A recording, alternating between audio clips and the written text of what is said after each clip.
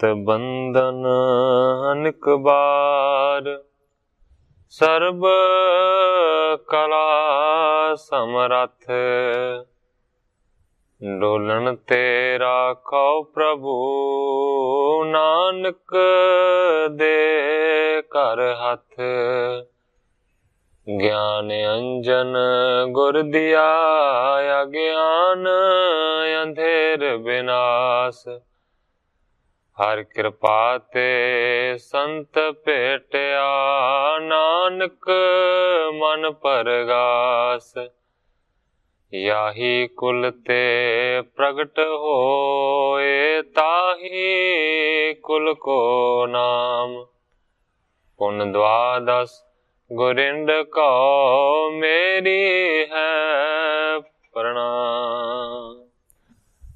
परम सत्कारयोग सतगुरु जी दे पावन पवित्र दरबार विच बैठी हुई साध संगत जियो, अपनियां मन बिरतियां नूं एकागर करन दे लई, रसना नूं पवित्र करन लई एक वारी सारे ही रल के आखिए, धन श्री सतगुरु जगजीत सिंह सच्चे पातशाह। सतगुरु हरगोबिंद सच्चे पातशाह जी दा पावन पवित्र इतिहास साहब जी श्रवण कर रहे थे। इतिहास इथों तक पहुंच चुका है कि हसन खान दूत सतगुरां तो आग्ञा लैके लाहौर पहुंचे। लाहौर दे विच आण के बादशाह दे जिहड़े निकटवर्ती कर्मचारी सन, उन्हां नूं आण के हसन खान दूत ने आख्या कि मैं लला बेग दे नाल ही सां, उसे लश्कर दे विचों वापस परतिया हां। कल इथों तक कथा पहुंची सी, अज इथों अगे मैं प्रारंभ करदा। शाहजहां निज हयन उडीकत, पहुंचे लला बेग गुर पास। ग्रंथाकार भाई संतोख सिंह जी लिखते ने, एक पासे ते हसन खान दूत लाहौर दे विच पहुंचा है ते दूसरे पासे बादशाह शाहजहां हमेशा ही इस उड़ीक दे विच सी कि लला बेग गुरु दे कोल पहुंचा होवेगा। कर जंग गुर को गहयान, किदों लड़त ही होए विनाश। बादशाह सोचदा सी कि जंग गुरु जेकर करेगा ते जंग दे विच जां गुरु नूं मारिया जावेगा ते जां गुरु नूं कैदी मेरे जरनैल लला बेग दे वल्लों बना लिया गया होवेगा। लश्कर कनो सांग तिस गमन्यो, कोलर तरह विजय की आस। बादशाह शाहजहां हमेशा सोचदा सी कि बहुत वड्डा लश्कर दे के मैं लड़न दे वास्ते लला बेग नूं कल्लिया है, इस करके किदे विच इन्नी ताकत होवेगी कि कोई मेरी फौज दे नाल लड़ के जित दी आशा नूं धारण करेगा। आस दिल बाग अपर गुल बागै, लियावे गो बड़ ओज पर काश। शाहजहां अपने मन दे विच सोचदा सी कि मेरे दिलबाग ते गुलबाग दोवां घोड़ियां नूं लैके जरूर ही मेरा जरनैल लला बेग वापस परतेगा। जब के गए नहीं सुध आई, रण होयो के नहीं महान। पर बादशाह मन दे विच सोचदा है कि जदों दा चढ़ के गया है, उदों तो बाद कोई खबर नहीं आई कि गुरु दे नाल मेरे जरनैल दा मिलाप होया है कि नहीं होया, कि उन्हां दे नाल कोई जंग लड़िया गया है कि नहीं लड़िया गया। निसबासुर तूर नहीं गमने, नहीं विश्राम किसी थन कीने। सोचदा सी कि रात दे दिन मेरे हुक्म दे अनुसार वो छेती चले गए होणगे। मैनू लगदा है कि मेरे हुक्म दे मुताबिक उन्हां ने रात भी किते उड़ीक कीती नहीं होवेगी। एक बार ये अर्जी भेजी, गुर हवाल नहीं लिखियो ना जान। बादशाह शाहजहां सोचदा है कि एक बार अर्जी लला बेग ने पिछां कल्ली सी कि असीं रात दिन तुरे ही जा रहे हैं, रस्ते दे विच किते भी नहीं ठहरे, और उस तो बाद ओदा कोई संदेशा जां चिट्ठी मेरे तक नहीं पहुंची कि गुरु दे कोल वो पहुंच गया है या नहीं पहुंचे। कहाँ पायो कै मिलियो इनो सो, देकर सुंदर चपल के कान। बादशाह सोचता है कि मेरे तक ये कोई भी संदेशा नहीं पहुंचा कि गुरु निम के घोड़े देने दे वास्ते मन गया है जां जंग करन दे वास्ते वो तैयार होया। ये सारा जरा हाल है ना वो मेरे कोल नहीं पहुंचे। सवा बिखे उमरावन के टिग, शाहजहां यमकीन बखान। कवि जी लिखते ने कि भरी हुई सभा दे विच इस तरह दी गल्लां पहला सोचियां ते फिर अपने सारे निकटवर्ती उमरावां नूं ये गल्लां सुनाईयां। सुनत सलाबत खान पणियो तब, तहते आयव एक अफगान। बादशाह दी गल्लां नूं सुन के जिहड़ा बादशाह दा निकटवर्ती सलाबत खान है वो बोलिया, कहंदा हे बादशाह सलामत, तहते आयव एक अफगान, भाव के एक जिहड़ा पठान है ना, हे बादशाह सलामत लाहौर पहुंचा है कल रात ही। निकट आपके अब मैं आवत, करियो बिलोकन बूझन ठान। कहंदा कि हे बादशाह सलामत, जदों हुणे मैं तुहाडे वल आ रहा सी ते मैं उसनूं देखिया सी, इस तो इलावा मैं उहदे तो कुछ पुछिया वी। कहियो तां जंगल के दिश ते लला बेग संगी मुझ जान। मेरे पुछण दे उत्ते उस पठान ने आख्या कि मैं मालवे दे इलाके दे विचों चल के आया हां ते लला बेग दा मैं साथी हां। इतनी सुनत चलियो मैं आयव, अपर प्रसंग कयो नहीं कोए। सलावत खान कहंदा इन्नी गल सुन के मैं तुहाडे कोल चल के आ गया, होर कोई भी जरा प्रसंग है ना उन्हें मैनू दसिया ते ना ही मैं उस तो पूछे। शाहजहां सुन चहत पायो तब, आनो शीघ्र देह सुध सोए। जदों सलावत खान ने इस तरह की गल दसी, उसे वेले बादशाह कहंदा कि शीघ्रता दे नाल उस दे कोल जाओ और उसनूं इत्थे मेरी सभा दे विच बुला के लियावो ताकि लला बेग वाले पासे दा सारा हाल वो सुनावे। पौर बिखैरो को नहीं को, सकल बिरतांत कह जिम होए। कहंदा कि किसी भी ड्योड़ी दे विच उसनूं रोकिया ना जावे, हर एक ड्योड़ी दे दरवाजे दे अंदरों लंघा के उसनूं मेरे तक पहुंचाया जावे ताकि सारे बिरतांत नूं वो सुना सके। सुनत अर्ज बेगी तब तूरन, निकस्यो वहर पठ्यो नर जोए। उसे वेले बादशाह दे हुक्म नूं सुन के जड़ा अर्ज बेगी है, भाव के जड़ा अर्ज करन वाला है, जड़ा अर्दली है, वो छेती दे नाल बाहर निकलिया है ते बाहरों एक होर सैनिक नूं उसने उस पठान नूं भाव के हसन खान नूं बुलाउण दे वास्ते भेज दिता। लला बेग डेरे थल गमनो, तह नवीन आए असवार।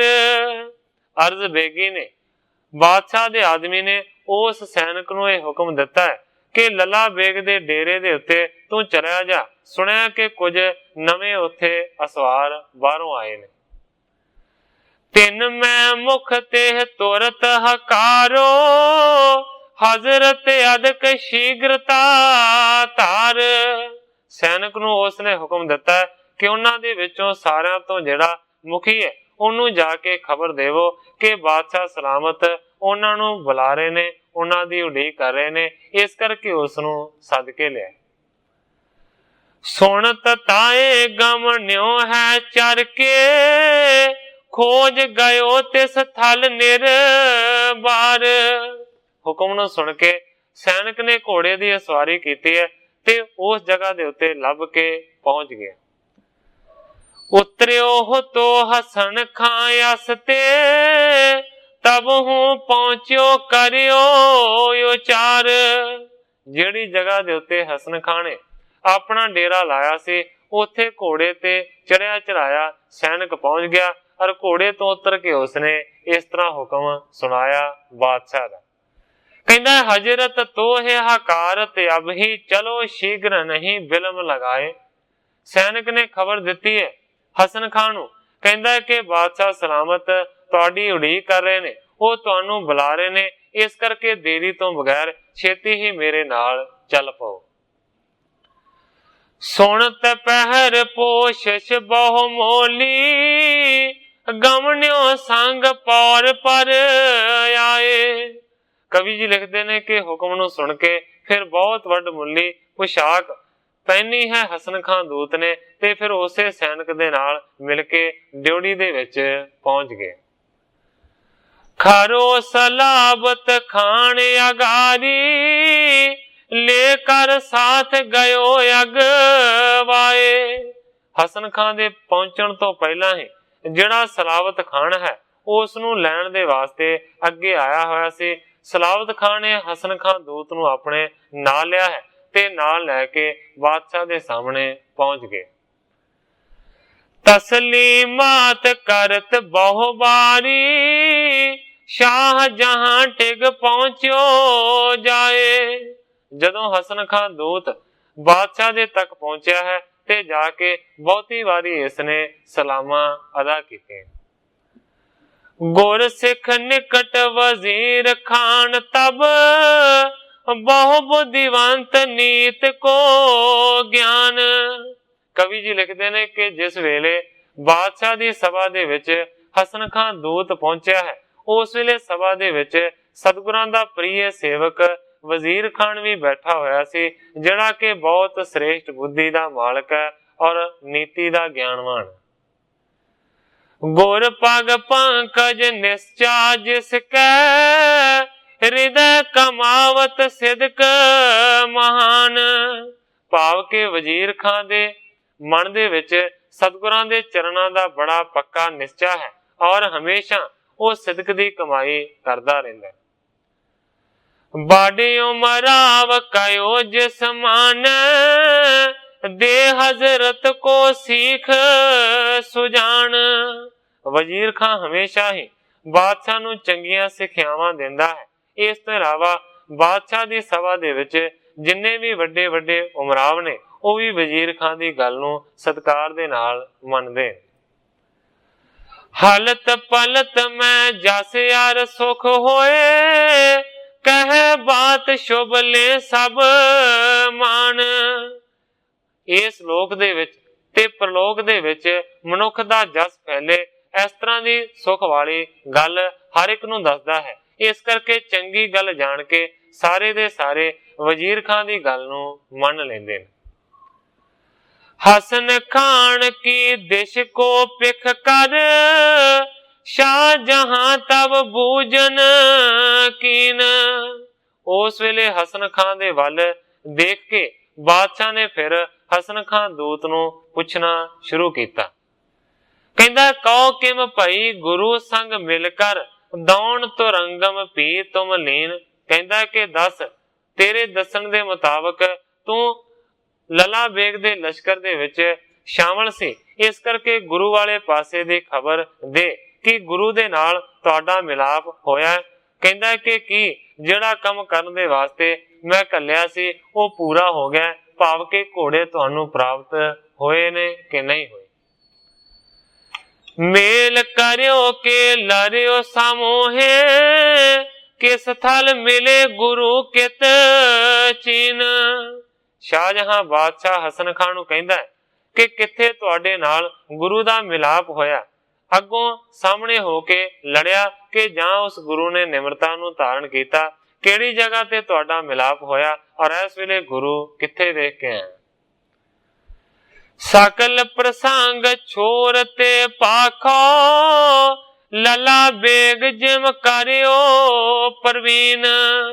ਬਾਦਸ਼ਾਹ ਕਹਿੰਦਾ ਕਿ ਸਾਰਾ ਜਿਹੜਾ ਪ੍ਰਸੰਗ ਹੈ, ਸਾਰਾ ਜਿਹੜਾ ਬਿਰਤਾਂਤ ਹੈ, ਉਹ ਖੋਲ ਕੇ ਮੇਰੇ ਸਾਹਮਣੇ ਬਿਆਨ ਕਰ। ਲੱਲਾ ਬੇਗ ਜਿਮ ਕਰਿਓ ਪ੍ਰਵੀਨ, ਕਿ ਮੇਰੇ ਵੱਡੇ ਜਰਨੈਲ ਲੱਲਾ ਬੇਗ ਨੇ ਕੀ ਕੁਝ ਕੀਤਾ, ਸਾਰਾ ਸੁਣਾ।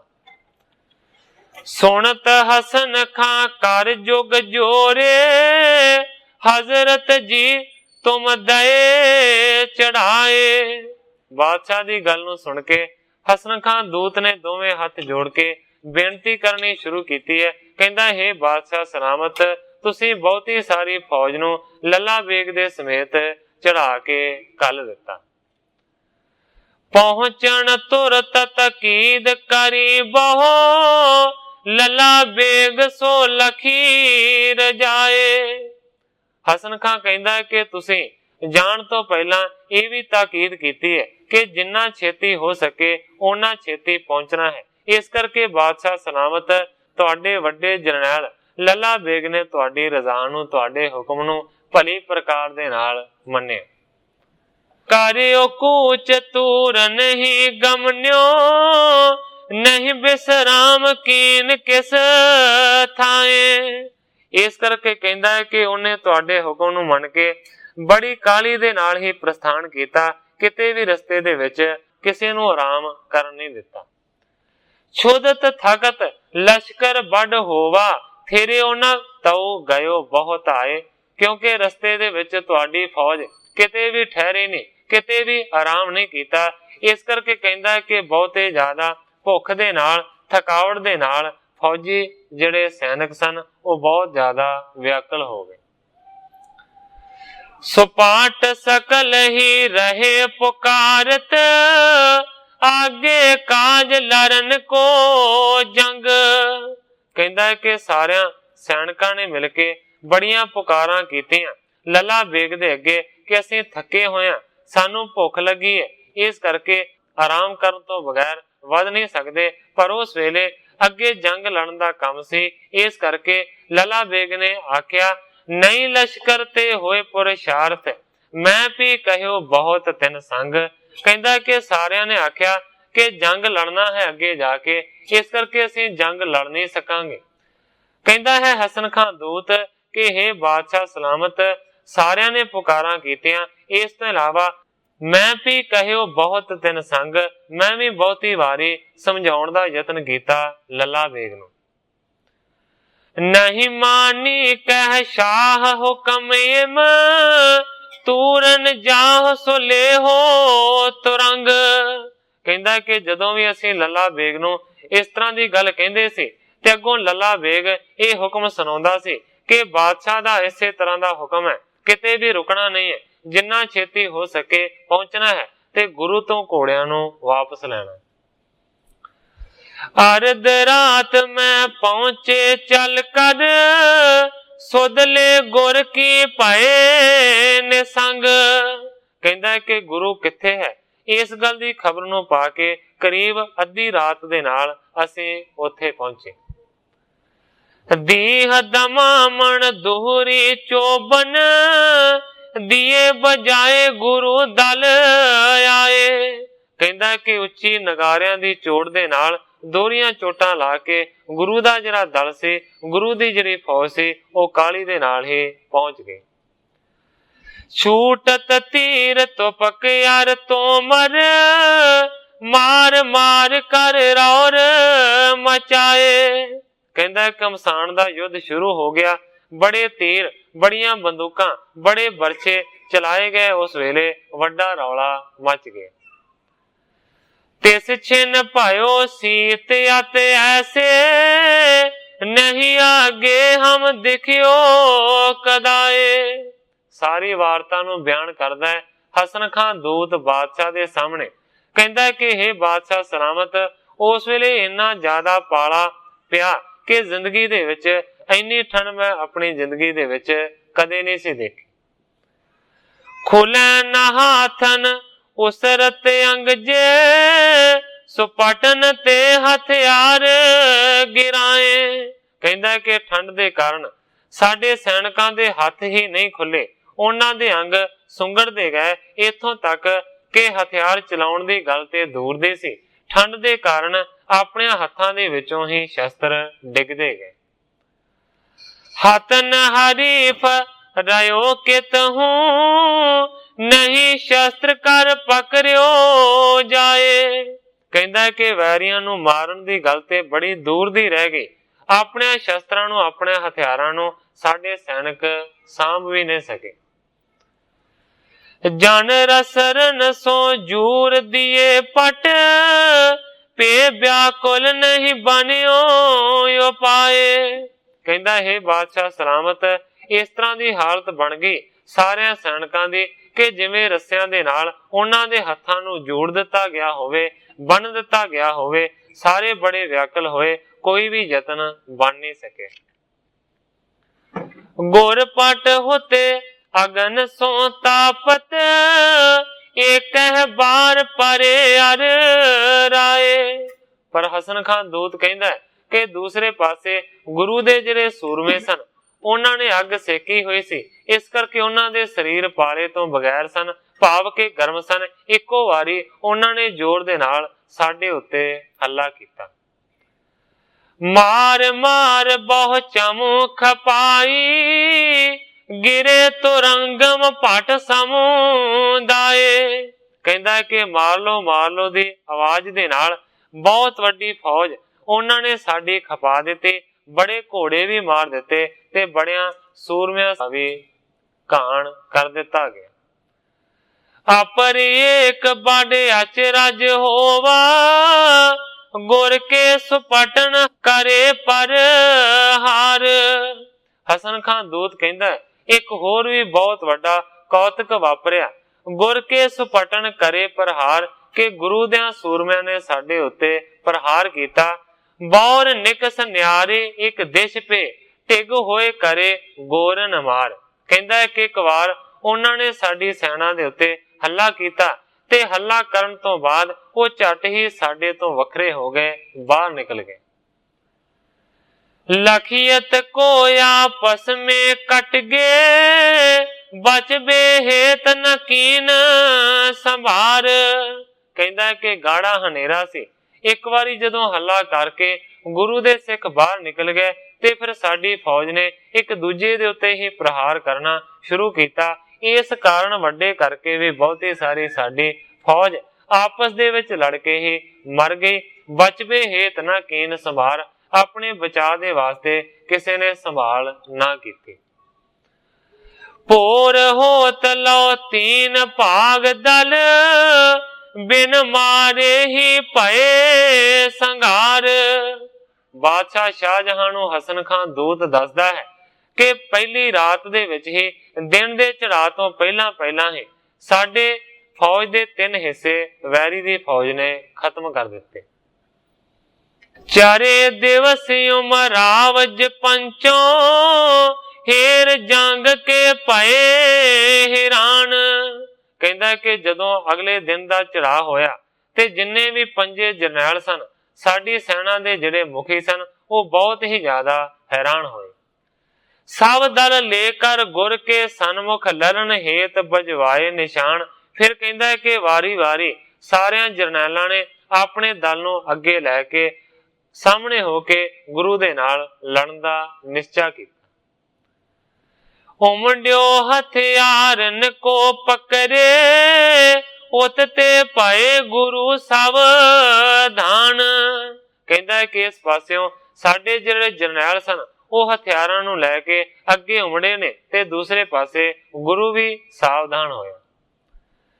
ਭੀਖਣ ਪਾਕਮ ਸਾਣ ਕਨੇਰੋ, ਕਾਲ ਕਾਲ ਕਾਵਨ ਕਰ ਹਾਨ। ਕਹਿੰਦਾ ਕਿ ਬਹੁਤ ਵੱਡਾ ਭਿਆਨਕ ਕਮਸਾਨ ਦਾ ਯੁੱਧ ਮਚਿਆ। ਬੜੀਆਂ ਘਾਲਾਂ ਸੂਰਮਿਆਂ ਨੇ ਘਾਲੀਆਂ ਤੇ ਬਹੁਤੇ ਸਾਰੇ ਜ਼ਖਮ ਆਪਣੇ ਸਰੀਰਾਂ ਦੇ ਉੱਤੇ ਖਾਧੇ। ਖੜਗ ਪ੍ਰਹਾਰ ਗੁਰੂ ਨੇ ਮਾਰਿਓ, ਬਲੀ ਕਾਬਲੀ ਬੇਗ ਮਹਾਨ।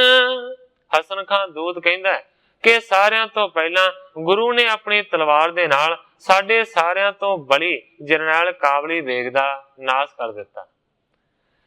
ਤਨਕ ਜ਼ਖਮ ਗੁਰ ਕੇ ਤਨ ਲਾਗਿਓ, नहीं मान्यो तिम ही सावधान।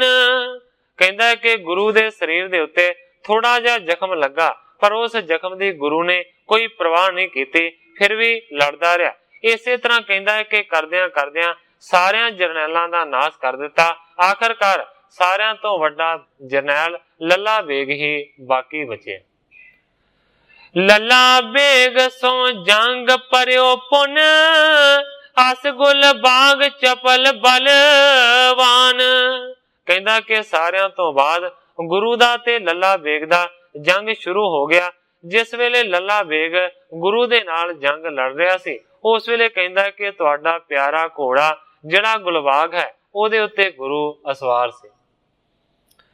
गुरु तरे ते मृतक भयो तब, लगे शस्त्र बहुत त्यागे प्राण।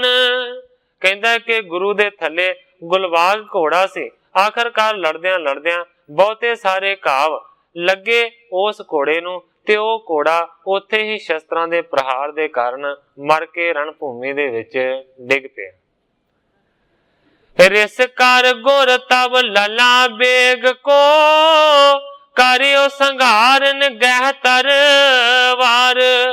कहता कि जदों घोड़ा मरिया ते बहुत ज्यादा क्रोध दे विच आण के फिर लला बेग दे उत्ते गुरु ने क्रोध दे नाल प्रहार कीता ते उस दा संघार कर दिता तलवार दे नाल, भाव के लला बेग नूं मार दिता। इम बिन नीत आप को लश्कर, मारियो सरब ही लेकर हार। सारी वार्ता सुनाउण तो बाद कहंदा है कि मैनू ते इस तरह प्रतीत हुंदा है कि नीति तो बगैर लड़ाई कीती गई है, इसे करके हे बादशाह सलामत, तुहाडा सारियां तो वड्डा लश्कर बर्बाद हो गया, खत्म हो गया। सुपत करे रण खेत बिखै सब, बचे संग मम सोयस वार। कहता कि सारे दे सारे रण खेत दे विच रण भूमि दे विच सदा दी नींदे सौ गए ने। बचे संग मम 100 असवार, 100 जिहड़े असवार ने सैनिक ओही जंग दे विचों वापस बचे ने, जिन्हां नूं मैं नाल लैके इत्थे पहुंचे। शाहजहां सुन बिस्मय है कर, हृदय बिखाद यद की उपजाए। जदों ही बादशाह शाहजहां ने इस तरह की वार्ता सुनी, कवि जी लिखते ने बहुत ही ज्यादा हैरान होया ते मन दे विच बहुत वड्डा दुख लगा, धक्का लगा। कहां कहर गुजरियो तिन सिर पर, बड़े कहावत होते दनाए। कहता कि ऐसा किस तरह का कहर गुजर गया उन्हां सारियां दे सिर दे उत्ते जिहड़े अपने आप नूं बहुत वड्डे ते दाने सियाणे कहाउंदे सन। राजनीत में चतर बखानत, जानत सकल जंग को दाए। कहता कि राजनीति दा लला बेग बड़ा माहर सी, बड़ा सियाणा सी, पर फिर भी ओदा कोई दा क्यों नहीं उस जगह दे उत्ते चल सके। कुछ नहीं सरियो ना करियो ओज को, मरियो तुरत ही हरि अगवाए। कुछ भी लला बेग तो सरिया नहीं है, सौरिया नहीं है, अपनी ओज दा अपनी ताकत दा प्रदर्शन नहीं कीता ते अचानक ही तुरकां दा दल इन्ना वड्डा गुरु दे सामने अड़ के मारिया गया। कहत हसन खा अब के रण में, हठ कर मारियो करत हंकार। हसन खां दूत कहंदा है कि मैं मनदा हां कि लला बेग बड़ा राजनीति दा माहर सी, ਉਹਨੇ बहुत वड्डियां लड़ाइयां पहला भी अपनी ताकत दे नाल जित्तियां ने, पर कहंदा कि मेरे वेखण दे विच ਜਿਹੜੀ ਗੱਲ आई है ਉਹਦੇ ਮੁਤਾਬਕ ਤੇ ਐਸ ਵਾਲੇ ਜੰਗ ਦੇ ਵਿੱਚ ਉਹਨੇ ਹੱਠ ਨੂੰ ਧਾਰਨ ਕੀਤਾ ਤੇ ਆਪਣੇ ਹੰਕਾਰ ਦੇ ਕਾਰਨ ਹੀ ਉਹ ਮਾਰਿਆ ਗਿਆ। राजनीत अर दाव जंग के लश्कर सब ही करन संवार। हे बादशाह सलामत, राजनीति दी किसी भी जुगती नूं उसने इस जंग दे विच नहीं वरत्या। लश्कर सब ही करन संवार, लश्कर दी संभाल करनी चाहिदी सी, पर उन्हें अपनी फौज दी रता भी सांभ संभाल नहीं कीती। इत्यादिक मत सुरत विसारी, ਮੁਝ ਆਦਿਕ ਬਹੁ ਰਹੇ ਪੁਕਾਰ। ਹਸਨ ਖਾਂ ਦੂਤ ਬਾਦਸ਼ਾਹ ਨੂੰ ਕਹਿੰਦਾ ਹੈ ਕਿ ਬਹੁਤ ਸਾਰੀ ਗੱਲ ਉਸ ਨੂੰ ਵਿਚਾਰਨੀ ਚਾਹੀਦੀ ਸੀ, ਸੋਚਣੀ ਚਾਹੀਦੀ ਸੀ ਕਿ ਆਪਣੀ ਫੌਜ ਨੂੰ ਹੁਸ਼ਿਆਰ ਕਰਦਾ, ਉਹਨਾਂ ਦੇ ਥਕੇਵੇਂ ਨੂੰ ਪਹਿਲਾਂ ਦੂਰ ਕਰਦਾ, ਇਸ ਤੋਂ ਇਲਾਵਾ ਖਾਣ ਦੇ ਵਾਸਤੇ ਉਹਨਾਂ ਨੂੰ ਦੇ ਕੇ ਕੁਝ ਹੌਸਲੇ ਵਾਲਾ ਕਰਦਾ, ਪਰ ਉਹਨੇ ਇਹਨਾਂ ਗੱਲਾਂ ਦੀ ਬਿਲਕੁਲ ਪਰਵਾਹ ਨਹੀਂ ਕੀਤੀ। ਕਹਿੰਦਾ ਕਿ ਮੈਂ ਵੀ ਬਹੁਤੀ ਵਾਰੀ ਆਖਿਆ ਪਰ ਮੇਰੀ ਕਹੀ ਵੀ ਪੁਕਾਰ ਉਸਨੇ ਨਹੀਂ ਸੁਣੀ। ਨਹੀਂ ਜਾਣੀ ਨਹੀਂ ਮਾਨੀ ਕਿਸ ਕੀ ਕਰ ਹਾਨੀ ਮੂਰਖਤਾ ਤਾਰ। ਕਹਿੰਦਾ ਕਿ ਵੱਡੀ ਮੂਰਖਤਾ ਨੂੰ ਧਾਰਨ ਕਰਕੇ ਉਹਨੇ ਹਾਨੀ ਲਈ ਹੈ, ਮੇਰੀ ਵੀ ਗੱਲ ਨਹੀਂ ਮੰਨੀ ਤੇ ਕਿਸੇ ਹੋਰ ਦੀ ਵੀ ਗੱਲ ਉਹਨੇ ਸਿਆਣੀ ਨਹੀਂ ਮੰਨੀ।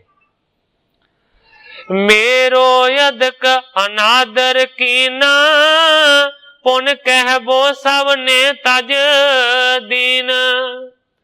हे ਬਾਦਸ਼ਾਹ ਸਲਾਮਤ, ਮੈਂ ਬੜਾ ਸਮਝਾਉਣ ਦਾ ਯਤਨ ਕੀਤਾ ਲੱਲਾ ਬੇਗ ਨੂੰ, ਪਰ ਉਸਨੇ ਮੇਰੀ ਇੱਕ ਵੀ ਨਹੀਂ ਮੰਨੀ, ਸਗੋਂ ਮੇਰਾ ਬਹੁਤ ਵੱਡਾ ਉਸਨੇ ਅਨਾਦਰ ਕੀਤਾ। ਕਹਿੰਦਾ ਕਿ ਜਦੋਂ ਮੈਂ ਤੇ ਹੋਰਨਾਂ ਸਾਰਿਆਂ ਨੇ ਸਮਝਾਉਣ ਦਾ ਯਤਨ ਕੀਤਾ, ਸਲਾਹ ਦਿੱਤੀ ਤੇ ਨਹੀਂ ਜਦੋਂ ਮੰਨੀ ਸਾਡੀ ਸਲਾਹ, ਤੇ ਫਿਰ ਅਸੀਂ ਸਲਾਹ ਦੇਣੀ ਛੱਡ ਹੀ ਦਿੱਤੀ। ਦੇਖਤ ਹਮਰੇ ਸਗਲ ਸੰਘਾਰੇ ਮਨੁ ਕਿਸੀ ਨੇ ਬੰਧਨ ਕੀਨ। ਕਹਿੰਦਾ ਕਿ ਮੇਰੇ ਵੇਖਦਿਆਂ ਵੇਖਦਿਆਂ ਸਾਰੀ ਸੈਨਾ ਦਾ ਨਾਸ ਹੋਇਆ। ਇਸ ਤਰ੍ਹਾਂ ਸੈਨਾ ਮਾਰੀ ਗਈ ਜਿਵੇਂ ਕਿ ਕਿਸੇ ਨੇ ਪਹਿਲਾਂ ਹੀ ਜੋੜ ਕੇ ਗੁਰੂ ਦੇ ਸਾਹਮਣੇ ਸੁੱਟੀ ਹੋਵੇ। ਸੁਣਤ ਵਜ਼ੀਰ ਖਾਨ ਗੁਰ ਸਿੱਖ ਕਹੈ ਕਈ ਬਾਰ ਪਤਿਆਰੋ ਲੀਨ। ਗ੍ਰੰਥਾਕਾਰ ਭਾਈ ਸੰਤੋਖ ਸਿੰਘ ਜੀ ਲਿਖਦੇ ਨੇ, ਜਦੋਂ ਇਸ ਤਰ੍ਹਾਂ ਦੀ ਹਸਨ ਖਾਂ ਦੂਤ ਨੇ ਵਾਰਤਾ ਸੁਣਾਈ, ਜਿਸ ਵਾਰਤਾ ਦੇ ਵਿੱਚ ਸਾਰਿਆਂ ਤੋਂ ਵੱਡਾ ਕਸੂਰਵਾਰ ਉਹਨੇ ਲੱਲਾ ਬੇਗ ਨੂੰ ਦੱਸਿਆ ਕਿ ਲੱਲਾ ਬੇਗ ਦੀ ਗਲਤੀ ਦੇ ਨਾਲ ਹੀ ਫੌਜ ਦੀ ਹਾਰ ਹੋਈ ਹੈ ਤੇ ਸਾਰੇ ਮਾਰੇ ਗਏ ਨੇ, ਲਾਗੋਂ ਹੀ ਫਿਰ ਵਜ਼ੀਰ ਖਾਨ ਦਾ ਦਾਅ ਫੱਬ ਗਿਆ। ਸੁਣ ਕੇ ਸਾਰੀ ਵਾਰਤਾ ਨੂੰ ਫਿਰ ਕਹਿਣ ਲੱਗਾ, ਕਹਿੰਦਾ हे ਬਾਦਸ਼ਾਹ ਸਲਾਮਤ ਕਈ ਬਾਰ ਪਤਿਆਰੋ ਲੀਨ। ਕਹਿੰਦਾ हे ਬਾਦਸ਼ਾਹ ਸਲਾਮਤ ਕਈ ਹੀ ਵਾਰੀ ਇਸ ਗੱਲ ਦਾ ਪਰਤਾਵਾ ਲਿਆ ਗਿਆ ਹੈ। ਕਿਹੜੀ ਗੱਲ ਨੂੰ ਪਰਖਿਆ ਗਿਆ ਹੈ ਅੱਗੇ ਬਿਆਨ ਕਰਦਾ ਹੈ ਵਜ਼ੀਰ ਖਾਨ।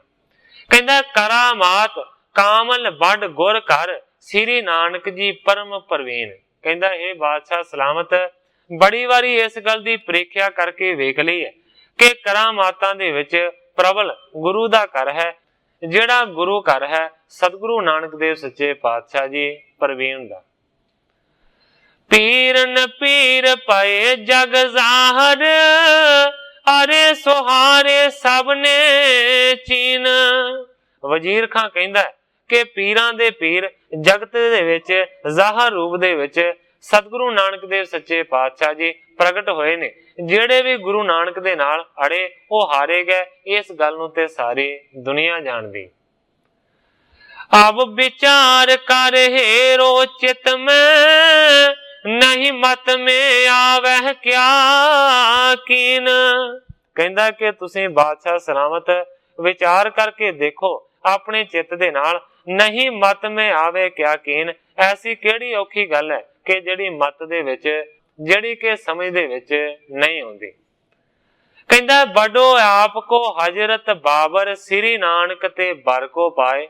ਪੁਰਾਣੀ ਗੱਲ ਦੇ ਵੱਲ ਜਰਾ ਧਿਆਨ ਦਿਓ ਕਿ ਤੁਹਾਡਾ ਜਿਹੜਾ ਵੱਡਾ ਬਾਬਰ ਹੋਇਆ ਹੈ ਉਹ ਸਤਿਗੁਰੂ ਨਾਨਕ ਦੇਵ ਸੱਚੇ ਪਾਤਸ਼ਾਹ ਜੀ ਦੇ ਚਰਨਾਂ ਦੀ ਸ਼ਰਨ ਦੇ ਵਿੱਚ ਪਹੁੰਚਿਆ ਸੀ ਤੇ ਸਤਿਗੁਰਾਂ ਨੇ ਉਸ ਨੂੰ ਵਰਦਾਨ ਦਿੱਤਾ ਸੀ। ਰਾਜ ਲਿਓ ਦਿੱਲੀ ਤੇ ਆਦਕ ਸਭ ਖਾਨਨ ਤੇ ਦੇਸ਼ ਛੁਟਾਏ। ਸਾਰਿਆਂ ਖਾਨਾਂ ਤੋਂ ਹਿੰਦੁਸਤਾਨ ਦੇਸ਼ ਛੁਡਾ ਲਿਆ ਬਾਬਰ ਨੇ ਸਤਿਗੁਰੂ ਸੱਚੇ ਪਾਤਸ਼ਾਹ ਜੀ ਦੇ ਦਿੱਤੇ ਹੋਏ ਵਰਦਾਨ ਦੇ ਸਦਕਾ। ਅਚਲ ਤਖਤ ਬਚਨ ਤੇ ਕੀਨਸ ਬਿਦਤ ਜਗਤ ਮੈਂ ਜਾਣੀ ਜਾਏ। ਇਹ ਗੱਲ ਤੇ ਦੁਨੀਆ ਦੇ ਵਿੱਚ ਆਮ ਮਸ਼ਹੂਰ ਹੈ ਕਿ ਸਤਿਗੁਰੂ ਨਾਨਕ ਦੇਵ ਸੱਚੇ ਪਾਤਸ਼ਾਹ ਜੀ ਦੇ ਦਿੱਤੇ ਹੋਏ ਵਰਦਾਨ ਦੇ ਸਦਕਾ ਤੁਹਾਡਾ ਜਿਹੜਾ ਤਖਤ ਹੈ ਨਾ ਉਹ ਸਦਾ ਦੇ ਵਾਸਤੇ ਅਸਥਿਰ ਹੋ ਗਿਆ, ਭਾਵ ਕਿ ਤੁਹਾਨੂੰ ਬਾਦਸ਼ਾਹੀਆਂ ਮਿਲ ਗਈਆਂ। ਮਿਲਿਓ ਏਵਨਾ ਵਾਦ ਗੁਰੂ ਸੰਗ ਕਰ ਬੰਧਨ ਬਰ ਲੀਨ ਰਜਾਏ। ਕਹਿੰਦਾ ਕਿ ਏਵਨਾਬਾਦ ਨਗਰ ਦੇ ਵਿੱਚ ਸਤਿਗੁਰੂ ਨਾਨਕ ਦੇਵ ਸੱਚੇ ਪਾਤਸ਼ਾਹ ਜੀ ਨੂੰ ਬਾਬਰ ਜਾ ਕੇ ਮਿਲਿਆ ਸੀ ਤੇ ਸਤਿਗੁਰਾਂ ਨੂੰ ਖੁਸ਼ ਕਰਕੇ ਉਹਨੇ ਵਰਦਾਨ ਲੈ ਲਿਆ ਸੀ। भयो हमायूं शाह बहोर जब श्री अंगद ते बर को लीन। ਅੱਗੇ ਵਜ਼ੀਰ ਖਾਂ ਕਹਿੰਦਾ ਕਿ ਜਦੋਂ ਹਮਾਯੂੰ ਦਾ ਵਕਤ ਸੀ ਉਸ ਵੇਲੇ ਹਮਾਯੂੰ ਬਾਦਸ਼ਾਹ ਵੀ ਸਤਿਗੁਰੂ ਨਾਨਕ ਦੇਵ ਸੱਚੇ ਪਾਤਸ਼ਾਹ ਜੀ ਦੇ ਅੱਗੋਂ ਅਨਿਆਈ ਭਾਵ ਕੇ ਸਤਿਗੁਰੂ ਅੰਗਦ ਦੇਵ ਸੱਚੇ ਪਾਤਸ਼ਾਹ ਜੀ ਦੇ ਕੋਲ ਪਹੁੰਚਿਆ ਸੀ ਤੇ ਸਤਿਗੁਰੂ ਅੰਗਦ ਦੇਵ ਸੱਚੇ ਪਾਤਸ਼ਾਹ ਜੀ ਨੇ ਹਮਾਯੂੰ ਨੂੰ ਵਰਦਾਨ ਦਿੱਤਾ ਸੀ। ਦਿੱਲੀ ਆਦਿਕ ਰਾਜ ਕਰਿਓ ਸਭ ਲਿਓ ਸਲੀਮ ਸ਼ਾਹ ਜੋ ਛੀਨ। ਜਿਹੜਾ ਰਾਜ ਭਾਗ ਭਾਵ ਕੇ ਸ਼ੇਰ ਸ਼ਾਹ ਸੂਰੀ ਨੇ ਖੋਹ ਲਿਆ ਸੀ ਦਿੱਲੀ ਆਦਿਕ ਦਾ ਹਮਾਯੂੰ ਤੋਂ ਸਤਿਗੁਰੂ ਅੰਗਦ ਦੇਵ ਸੱਚੇ ਪਾਤਸ਼ਾਹ ਜੀ ਦੇ ਦਿੱਤੇ ਹੋਏ ਵਰਦਾਨ ਦੇ ਨਾਲ ਉਹ ਵਾਪਸ ਹਮਾਯੂੰ ਨੂੰ ਪ੍ਰਾਪਤ ਹੋਇਆ। ਸੁਮਤਵੰਤ ਬੜੇ ਅਕਬਰ ਹੋਇਸ ਸ੍ਰੀ ਗੁਰ ਅੰਮ੍ਰਿਤ ਸੇ ਬਰ ਦੀਨ। ਵਜ਼ੀਰ ਖਾਂ ਕਹਿੰਦਾ ਹੈ ਬਾਦਸ਼ਾਹ ਸਲਾਮਤ ਸਿਰਫ ਇੱਥੇ ਹੀ ਬਸ ਨਹੀਂ ਹੈ, ਇਸ ਤੋਂ ਅੱਗੇ ਜਿਹੜਾ ਅਕਬਰ ਬਾਦਸ਼ਾਹ ਹੋਇਆ ਉਹ ਵੀ ਸਤਿਗੁਰੂ ਅਮਰਦਾਸ ਸੱਚੇ ਪਾਤਸ਼ਾਹ ਜੀ ਦੇ ਚਰਨਾਂ ਦੇ ਵਿੱਚ ਪਹੁੰਚਿਆ ਸੀ ਤੇ ਸਤਿਗੁਰੂ ਅਮਰਦਾਸ ਸੱਚੇ ਪਾਤਸ਼ਾਹ ਜੀ ਨੇ ਉਸ ਨੂੰ ਵਰਦਾਨ ਦਿੱਤਾ ਸੀ। ਗੜ ਚਿਤੌੜ ਕੋ ਤੋੜਿਓ ਬਲ ਤੇ ਬ੍ਰਿੰਦ ਗ੍ਰਾਮ ਕੋ ਅਰਪਣ ਕੀਨ। ਕਹਿੰਦਾ ਕਿ ਸਤਿਗੁਰੂ ਅਮਰਦਾਸ ਸੱਚੇ ਪਾਤਸ਼ਾਹ ਜੀ ਦੇ ਦਿੱਤੇ ਹੋਏ ਵਰਦਾਨ ਦੇ ਕਾਰਨ ਚਿਤੌੜ ਦਾ ਜਿਹੜਾ ਕਿਲਾ ਸੀ ਉਹ ਬਾਦਸ਼ਾਹ ਦੇ ਵੱਲੋਂ ਫਤਿਹ ਕੀਤਾ ਗਿਆ ਸੀ।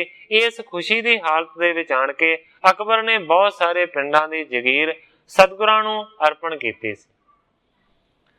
ਸ੍ਰੀ ਅਰਜਨ ਅਰ ਸ੍ਰੀ ਹਰ ਗੋਬਿੰਦ ਜਹਾਂਗੀਰ ਹਜ਼ਰਤ ਇਮਾਮ ਸੰਗ।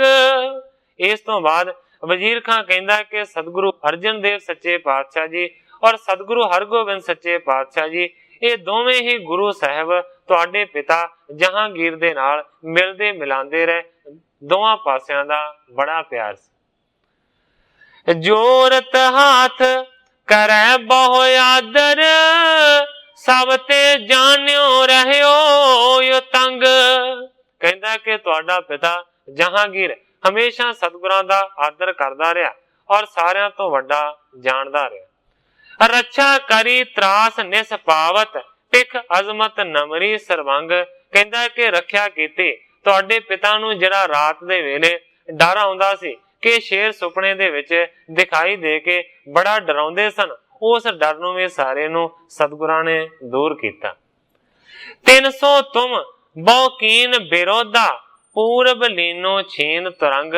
ਸਮਝਾਉਣ ਦਾ ਯਤਨ ਕਰਦਾ ਹੈ ਵਜ਼ੀਰ ਖਾਂ ਪਰ ਐਸੇ ਗੁਰੂ ਦੇ ਨਾਲ ਕਹਿੰਦਾ ਕਿ ਤੁਸੀਂ ਬਹੁਤ ਵੱਡਾ ਵਿਰੋਧ ਕੀਤਾ। ਸਾਰਿਆਂ ਤੋਂ ਪਹਿਲਾਂ ਵਧੀਕੀ ਵਾਲੀ ਗੱਲ ਕੀਤੀ ਕਿ ਉਹਨਾਂ ਦੇ ਘੋੜੇ ਨੂੰ ਖੋਹ ਲਿਆ।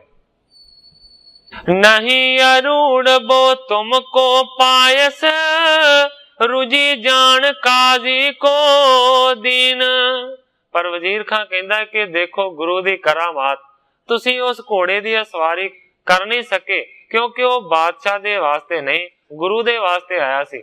ਇਸ ਕਰਕੇ ਘੋੜਾ ਰੋਗੀ ਹੋ ਗਿਆ ਤੇ ਰੋਗੀ ਜਾਣ ਕੇ ਫਿਰ ਤੁਸੀਂ ਉਹ ਘੋੜਾ ਇੱਕ ਕਾਜੀ ਨੂੰ ਦੇ ਦਿੱਤਾ। ਇਸ ਇਤਿਹਾਸ ਨੂੰ ਤੁਸੀਂ ਸੁਣ ਚੁੱਕੇ ਹੋ, ਇਸ ਕਰਕੇ ਮੈਂ ਵੀ ਬਹੁਤਾ ਜ਼ਿਆਦਾ ਵਿਸਥਾਰ ਕਰਨਾ ਨਹੀਂ ਚਾਹੁੰਦਾ। ਇਸ ਤੋਂ ਇਲਾਵਾ ਕਵੀ ਜੀ ਵੀ ਇਸ ਗੱਲ ਨੂੰ ਬਿਆਨ ਕਰ ਚੁੱਕੇ ਨੇ, ਇਸ ਕਰਕੇ ਉਹ ਵੀ ਟੂਕ ਮਾਤਰ ਹੀ ਬਿਆਨ ਕਰ ਰਹੇ ਨੇ ਸੰਖੇਪ ਦੇ ਵਿੱਚ। ਕਹਿੰਦਾ ਕਰਮ ਇਸ ਮੋਲ ਗੁਰੂ ਪੁਨ ਲੀਨਸ ਭਇਓ ਅਰਜ ਸਭ ਲਖੋ ਪ੍ਰਵੀਨ। ਫਿਰ ਬਹਾਨੇ ਦੇ ਨਾਲ ਗੁਰੂ ਜੀ ਨੇ ਆਪਣੇ ਹੀ ਘੋੜੇ ਨੂੰ ਮੁੱਲ ਖਰੀਦ ਕੇ ਉਸ ਨੂੰ ਰਾਜੀ ਕੀਤਾ ਤੇ ਫਿਰ ਉਸ ਘੋੜੇ ਦੀ ਸਵਾਰੀ ਕੀਤੀ। ਬਾਜ ਹੇਤ ਰਣ ਕਾਲ ਕਨੇਰੋ ਮੁਗਲ ਸਖਾਨ ਪ੍ਰਾਣ ਤੇ ਹੀਨ। ਇੱਕ ਛੋਟੇ ਜਿਹੇ ਬਾਜ ਦੇ ਪਿੱਛੇ ਤੁਸੀਂ ਬਹੁਤ ਵੱਡਾ ਰਣ ਕਰਨਾ ਚਾਹਿਆ। ਮੁਗਲ ਸਖਾਂ ਵੱਡੇ ਜਰਨੈਲ ਨੂੰ ਵੱਡੀ ਫੌਜ ਦੇ ਕੇ ਚੜਾਇਆ ਗੁਰੂ ਦੇ ਉੱਤੇ, ਪਰ ਸਤਿਗੁਰੂ ਹਰਗੋਬਿੰਦ ਸੱਚੇ ਪਾਤਸ਼ਾਹ ਜੀ ਨੇ ਮੁਗਲ ਸਖਾਂ ਦਾ ਤੁਹਾਡੀ ਫੌਜ ਦੇ ਸਮੇਤ ਪਹਿਲੇ ਜੰਗ ਦੇ ਵਿੱਚ ਵੀ ਖਾਤਮਾ ਕਰ ਦਿੱਤਾ ਸੀ। ਬਾਹਰ ਜਲੰਧਰ ਕੋ ਵੱਡ ਸੂਬਾ ਅਬਦਲ ਖਾਨ ਲੜਿਓ ਮ੍ਰਿਤ ਕੀਨ। ਇਸ ਤੋਂ ਬਾਅਦ ਕਹਿੰਦਾ ਕਿ ਜਲੰਧਰ ਦਾ ਜਿਹੜਾ ਸੂਬਾ ਸੀ ਜਿਹਦਾ ਨਾਮ ਅਬਦਲ ਖਾਨ ਸੀ ਉਹ ਵੀ ਲਸ਼ਕਰ ਨੂੰ ਲੈ ਕੇ ਚੜਿਆ, ਪਰ ਆਪਣੇ ਲਸ਼ਕਰ ਦੇ ਸਮੇਤ ਅਬਦਲ ਖਾਨ ਦਾ ਵੀ ਰਣਭੂਮੀ ਦੇ ਵਿੱਚ ਨਾਸ ਹੋਇਆ ਗੁਰੂ ਦੇ ਹੱਥੋਂ। ਅਬ ਤੁਰੰਗ ਕੀ ਕਹਾਂ ਬਾਤ ਥੀ लश्कर रावण दियो पठाए। वजीर खां कहण दा यतन करदा है कि इन्नियां वड्डियां गल्लां सबब नहीं हो सकदियां कि ਜਿਹੜਾ ਤੁਸੀਂ ਇਸ ਤਰ੍ਹਾਂ ਦੀ ਗੱਲ ਸੋਚਦੇ ਹੋ। ਕਹਿੰਦਾ ਹੈ ਕਿ ਇਸ ਵਾਰੀ 2 ਘੋੜਿਆਂ ਦੀ ਸਿਰਫ ਗੱਲ ਸੀ ਤੇ ਤੁਸੀਂ ਉਹਨਾਂ ਦੋਵਾਂ ਘੋੜਿਆਂ ਦੇ ਵਾਸਤੇ ਬਹੁਤ ਵੱਡੇ ਲਸ਼ਕਰ ਨੂੰ ਗੁਰੂ ਤੇ ਚੜਾ ਕੇ ਭੇਜ ਦਿੱਤਾ। ਸੀਤ ਉਪਾਏ ਸਕਲ ਹੀ ਮਾਰੇ, ਬਚਿਓ ਨਾ ਕੋਪਟ ਹਟ ਕਰ ਆਏ। ਕਹਿੰਦਾ ਕੋਈ ਵੀ ਉਪਾਅ ਤੁਹਾਡੀ ਸੈਨਾ ਤੋਂ ਹੋ ਨਹੀਂ ਸਕਿਆ, ਸਾਰੇ ਮਾਰੇ ਗਏ ਨੇ ਜਾਂ ਫਿਰ ਇੱਕ 100 ਸੂਰਮਾ ਮੁੜ ਕੇ ਵਾਪਸ ਆਇਆ। ਚਤਰ ਸਹਸਰ ਬਾਹਨੀ ਗੁਰ ਸੰਗ, ਤੁਮਰੀ ਅਨਗਨ ਦਈ ਖਪਾਏ। ਵਜ਼ੀਰ ਖਾਂ ਕਹਿੰਦਾ ਬਾਦਸ਼ਾਹ ਸਲਾਮਤ ਸੋਚੋ 35,000 ਦੀ ਫੌਜ ਤੁਹਾਡੀ ਸੀ ਤੇ ਦੂਸਰੇ ਪਾਸੇ 4,000 ਫੌਜ ਗੁਰੂ ਦੀ ਸੀ। 4,000 ਫੌਜ ਨੇ 35,000 ਦੀ ਫੌਜ ਨੂੰ ਕਿਸ ਤਰ੍ਹਾਂ ਖਤਮ ਕਰ ਦਿੱਤਾ। ਇਹ ਕੋਈ ਸਬਬ ਵਾਲੀ ਗੱਲ ਨਹੀਂ ਹੈ, ਕਹਿੰਦਾ ਹੈ ਕਰਾਮਾਤ ਵਾਲੀ ਗੱਲ ਹੈ, ਭਾਵ ਕਿ ਗੁਰੂ ਦਾ ਘਰ ਕਰਾਮਾਤੀ ਹੈ। एक बार के कहे करें सब, जिम चाहत गुर ले बनाए। वजीर खां कहता है कि सबब वालियां ये गल्लां नहीं हन, ये करामातां वालियां गल्लां ने। एक बार ही कहण दे उत्ते गुरु सब कुछ अपने अनुसार कर लैंदा है, इन्नी वो समर्था रखदा है।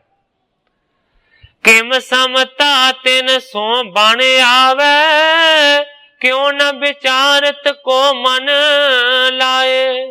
बादशाह नूं वजीर खां समझाउण दा यतन करदा है कि गुरु दे नाल समता, गुरु दे नाल बराबरी किहड़े तरीके दे नाल आ सकदी है। विचार के तुसीं मन ला के इस गल नूं जरा सोचो ध्यान दे नाल। अपन बड़न की राखो मर्यादा, जिन्हें आगे तिन सीस निवाए। कहंदा कि अपने वड्डियां दी मर्यादा नूं तुसीं बरकरार रखो कि तुहाडियां वड्डियां ने सतगुरां दे चरणां दे अगे सिर ही निवाया है, इस करके तुहानूं भी निवना ही बनदा। तिम ही तुमको चाहियत हजरत, जे न करो कारज बिगड़ाए। वजीर खां कहंदा है कि अपने वड्डियां दी रीति दे उत्ते चलना चाहिदा है, जिवें ਉਹ सतगुरां दे चरणां दे अगे निवदे आए ने। तुसीं भी उसे तरीके दे नाल गुरु दे चरणां दे विच निवो। जेकर नहीं निवोगे ते फिर तुहाडा वड्डा कारज विगड़ जाएगा। इसी हेत ते चढ़न लगे जब, मैं तुमको राख्यो अटकाए। वजीर खां कहंदा है कि मैनू पहला ही इस गल दा इल्म सी, पहला ही इस गल दा पता सी कि तुहाडी फौज जिउंदी मुड़ के नहीं आवेगी, सारी दा नाश हो जाएगा। क्योंकि मैं जानदा सी कि गुरु दा घर ते गुरु करामाती है, इस करके फौज ने हार के आना है, ये मैनू पहला ही पता सी। कहंदा इसी हेत ते चढ़न लगे जब, मैं तुमको राख्यो टकाए। मैनू पता सी कि हार होवेगी, शिकस्त होवेगी, इसे करके हे बादशाह सलामत, जदों तुसीं आप स्वयं चढ़ाई करन दे वास्ते तैयार होए सी ते मैं तुहानू रोक लिया सी, अटका लिया सी। मैनू पता सी कि जेड़ा भी जाएगा वो जिउंदा नहीं बचेगा।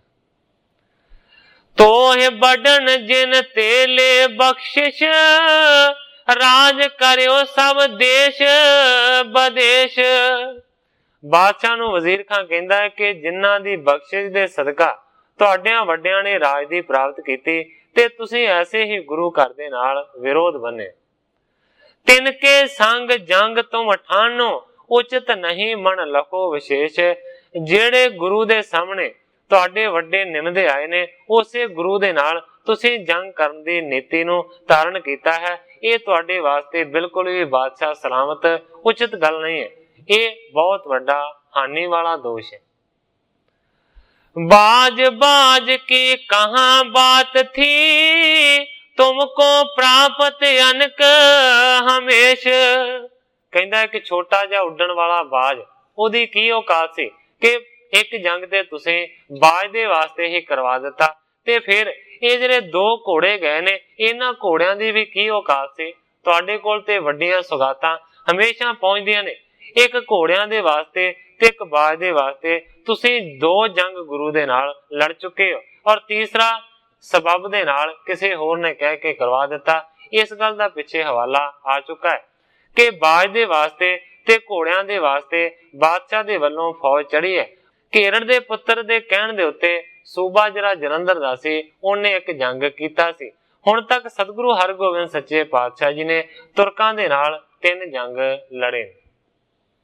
नहीं विरोध करियो बन आवे, समझो हजरत सुमत अशेष। वजीर खां कहता है कि विरोध करना बिल्कुल ही तुहाडे वास्ते योग नहीं है। समझो हजरत सुमत अशेष, भाव के सारी विथया नूं तुसीं सियाणी बुद्धि दे नाल समझो। सुन कर शाह जहां होए तूछन, हृदय विचारत रिस तज दीन। ग्रंथाकार भाई संतोख सिंह जी लिखते हैं कि जदों इस तरह ਦੀਆਂ ਸਾਰੀਆਂ ਗੱਲਾਂ ਵਜ਼ੀਰ ਖਾਂ ਨੇ ਸੁਣਾਈਆਂ, ਉਸ ਵੇਲੇ ਕਵੀ ਜੀ ਲਿਖਦੇ ਨੇ, ਸੁਣ ਕਰ ਸ਼ਾਹ ਜਹਾਂ ਹੋਏ ਤੂਸ਼ਣ। ਸੁਣ ਕੇ ਗੱਲਾਂ ਨੂੰ ਬਾਦਸ਼ਾਹ ਚੁੱਪ ਕਰ ਗਿਆ। ਹਿਰਦੈ ਵਿਚਾਰਤ ਰਿਸ ਤਜ ਦੀਨ, ਆਪਣੇ ਮਨ ਦੇ ਵਿੱਚ ਵਿਚਾਰ ਕਰਕੇ ਫਿਰ ਉਸਨੇ ਆਪਣੇ ਗੁੱਸੇ ਨੂੰ ਤਿਆਗ ਦਿੱਤਾ। 300 ਲਰ ਕਰ ਫਤਿਹ ਨ ਪਾਪ੍ਰਤ, ਕਈ ਬਾਰ ਰਣ ਭਾ ਥਲ ਤੀਨ। ਮਨ ਦੇ ਵਿੱਚ ਬਾਦਸ਼ਾਹ ਸੋਚਣ ਲੱਗਾ ਕਿ ਗੁਰੂ ਦੇ ਨਾਲ ਲੜ ਕੇ ਕਦੇ ਵੀ ਫਤਿਹ ਦੀ ਜਿੱਤ ਦੀ ਪ੍ਰਾਪਤੀ ਨਹੀਂ ਹੋਈ ਹੈ। ਭਾਵ ਕਿ 3 ਵਾਰੀ ਸਾਡੀ ਫੌਜ ਦੇ ਵੱਲੋਂ ਜੰਗ ਲੜਿਆ ਗਿਆ, ਪਰ ਹਰ ਵਾਰ ਹਾਰ ਦਾ ਮੂੰਹ ਵੇਖਣਾ ਪਿਆ ਹੈ, ਜਿੱਤ ਨਹੀਂ ਹੋਈ। ਮਨ ਕਰ ਸ਼ੋਧ ਗੁਰੂ ਕੀ ਦਿਸ਼ ਤੇ, ਅਬ ਨਹੀਂ ਲਰੋ ਭਲੀ ਬਿਦ ਚੀਨ।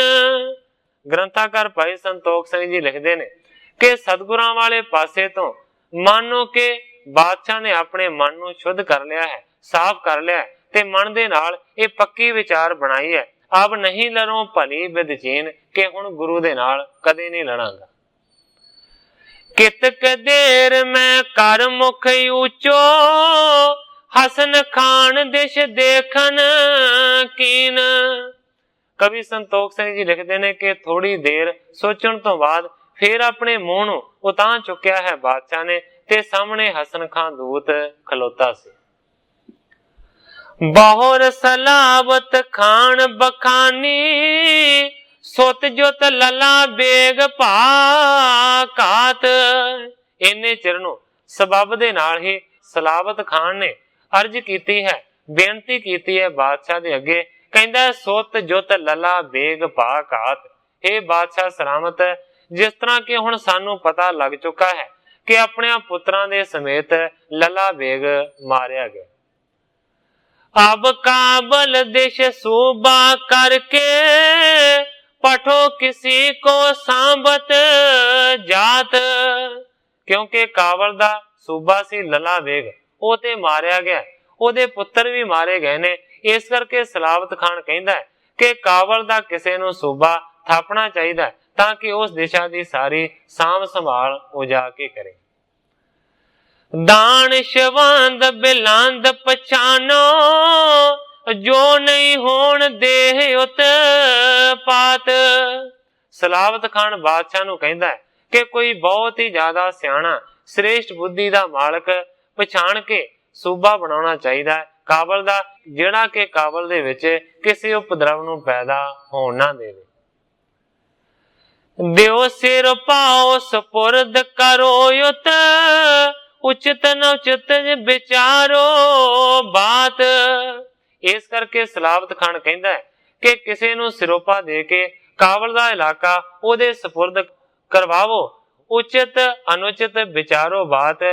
ਯੋਗ ਗੱਲ ਨੂੰ ਤੇ ਅਯੋਗ ਗੱਲ ਦੀ ਵਿਚਾਰ ਕਰੋ, ਭਾਵ ਕਿ ਕੀ ਕਰਨਾ ਹੈ ਤੇ ਕੀ ਨਹੀਂ ਕਰਨਾ, ਇਸ ਗੱਲ ਦੀ ਵਿਚਾਰ ਕਰਕੇ ਕਿਸੇ ਇੱਕ ਨੂੰ ਤੁਸੀਂ ਕਾਬਲ ਦਾ ਸੂਬਾ ਥਾਪੋ।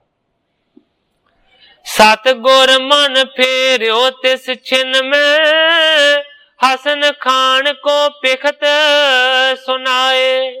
ਗ੍ਰੰਥਾਕਾਰ ਭਾਈ ਸੰਤੋਖ ਸਿੰਘ ਜੀ ਲਿਖਦੇ ਨੇ, ਉਸੇ ਵੇਲੇ ਸਤਿਗੁਰੂ ਹਰਗੋਬਿੰਦ ਸੱਚੇ ਪਾਤਸ਼ਾਹ ਜੀ ਨੇ ਆਪਣੀ ਕਿਰਪਾ ਦੇ ਨਾਲ ਬਾਦਸ਼ਾਹ ਦੇ ਮਨ ਨੂੰ ਫੇਰ ਦਿੱਤਾ ਤੇ ਬਾਦਸ਼ਾਹ ਨੇ ਰੁਖ ਕੀਤਾ ਹੈ ਹਸਨ ਖਾਨ ਦੇ ਵੱਲ। ਹਸਨ ਖਾਨ ਦੂਤ ਦੇ ਵੱਲ ਦੇਖ ਕੇ ਬਾਦਸ਼ਾਹ ਨੇ ਇਸ ਤਰ੍ਹਾਂ ਹੁਕਮ ਦਿੱਤਾ, ਕਹਿੰਦਾ ਇਹਨੇ ਆਛੀ ਬਹੁ ਬਾਤ ਬਖਾਨੀ, ਦਾਨਿਸ਼ਵੰਦ ਬਿਲੰਦ ਲਖਾਏ। ਕਹਿੰਦਾ ਹੈ ਕਿ ਇਹ ਜੋ ਹਸਨ ਖਾਨ ਹੈ ਇਹਨੇ ਬੜੀਆਂ ਚੰਗੀਆਂ ਗੱਲਾਂ ਦਸੀਆਂ ਨੇ। ਇਸ ਤੋਂ ਇਲਾਵਾ ਇਹਦੀਆਂ ਗੱਲਾਂ ਤੋਂ ਲੱਗਦਾ ਹੈ ਕਿ ਬੜਾ ਦਾਨਸ਼ਵੰਦ ਹੈ, ਬੜਾ ਸਿਆਣਾ ਹੈ ਔਰ ਬਹੁਤ ਵੱਡਾ ਬਿਲੰਦ ਵੀ ਇਹ ਜਾਪਦਾ ਹੈ। सिरे पाओ दे तित को भेजो, इस प्रकार मेरे मन आए। सारी सभा नूं सुना के बादशाह शाहजहां कहंदा है कि मेरा ते इस तरह दा मन बनदा है, इसे हसन खान नूं सिरोपा दे के काबल दा सूबा बना के घल्लां। सुनत वजीर खान कह आछी, मन सब दे कर दियो पठाए। बस माड़ी जी गल करन दी देर सी, लागों ही वजीर खान ने झट ही हामी भर दिती। वजीर खान कहंदा जी बहुत चंगी गल है, जिहड़ा तुसीं विचार बनाया इस तो चंगा विचार ते होर कोई हो ही नहीं सकदा। मेरे मन नूं भी हसन खान जचदा है, इसे नूं काबल दा सूबा बनाउणा चाहीदा है। कहंदा है कि इहनूं तुसीं वड्डा मनसब दे के भेज दिओ काबल दा सूबा थाप के। सुनत सलाबत खान तब, उचित करी तत काल, काबल को सूबा पयो ले दल गयो विसाल। ग्रंथाकार भाई संतोख सिंह जी लिखते ने कि बादशाह दे हुक्म दी तामील हुई है।